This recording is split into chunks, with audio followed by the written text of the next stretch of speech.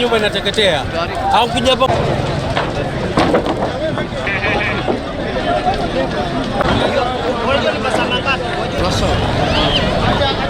Huu moto wenyewe umeanzia kwa mita ya Kenya Power, na moto wenyewe ukaanza kuchoma sawdust, ukatoka kwa sawdust ukaanza kuchoma bao.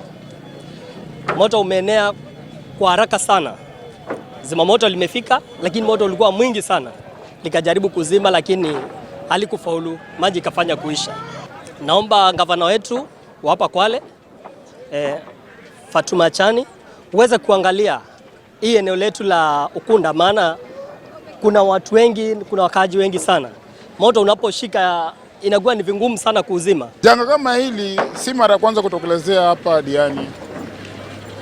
Kulikuwa na nyingine hapo ukielekea side za beach, kwa hiyo hardware. Kulikuwa na nyumba nyingine iko hapo Tukutane pia iliungua kwa sababu ya moto.